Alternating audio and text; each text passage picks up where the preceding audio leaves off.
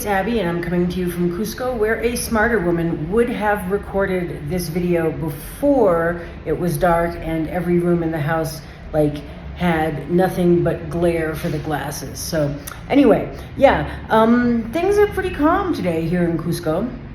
Pretty ordinary. Although I guess everyone's rushing around as much as possible trying to get things done because nobody knows what's going to happen tomorrow. Today is Wednesday, the 18th of January, 2023, and I'm coming to you from Cusco, Peru, where we have been in various states of civil unrest since the 7th of December. You can see some of my previous videos to get some general rundowns on why that's been happening and what's been going on. But today I just want to let you know that, like I say, everything's very normal outside my window, outside looking at, night starting to fall here in the city of Cusco. And like I say, tomorrow could be a completely different story because tomorrow is the 19th of January, which is the date for which many organizers have called a national strike. And there's been marching on Lima going on. So large convoys headed for Lima, the capital of Peru, from a lot of outlying provinces that are not Lima, which is, the rest of Peru. Peru is very divided right now, much of it being this sort of, urban versus rural divide, and also general class, and also, ethnic group type stuff in terms of the divides. So that's trying to be as brief as I can about all of that.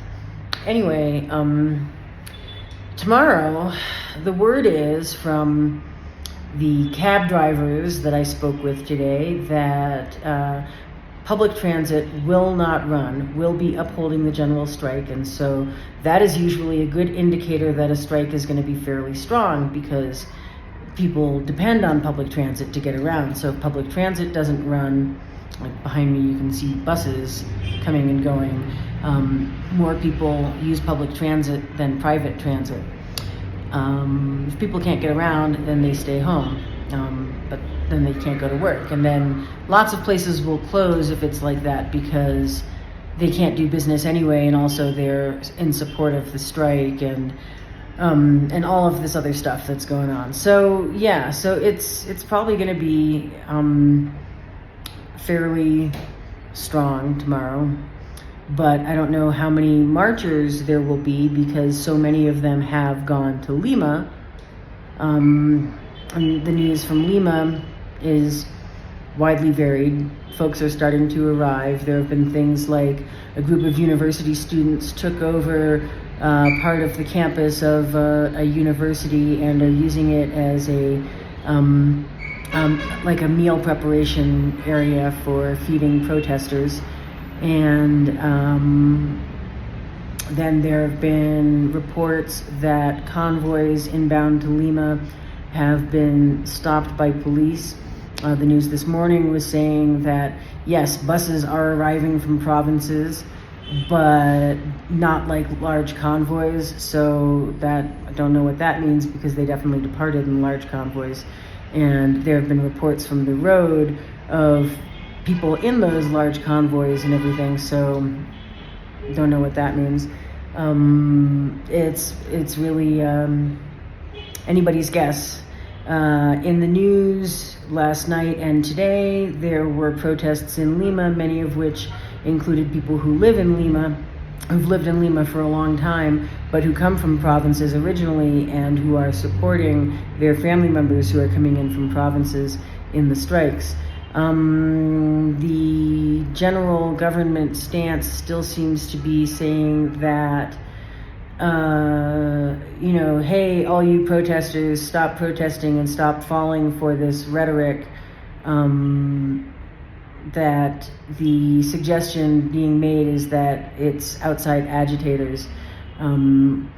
Most of the protesters are saying, well, there are some infiltrators that are getting up to no good, But the general consensus from people around the city of Cusco is that despite the fact that 95% of the tourism-based economy is completely screwed and will be months in recovering from that, even to the point that it was at in its recovery from years of COVID,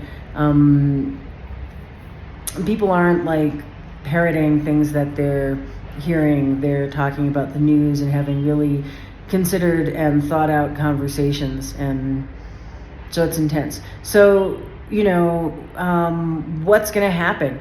I don't know. I don't know. Nobody knows. Nobody knows for sure. I think that there are actions that the government could take that would be very conciliatory and would serve to de-escalate things, but I don't know how likely it is that they're going to take them. I think that protesters could decide not to protest, but I don't think that is all that likely either. So nobody has any idea how we're going to come out of this. Nobody has any idea at all. It's weird times, strange times. Everybody is very hopeful that diplomatic solutions will be arrived at soon, so that is the thing to hope for. No more deaths, no more killing, and diplomatic solutions that lead Peru out of this extreme crisis that we're in right now. Anyway, let you know how things are tomorrow. Stay tuned.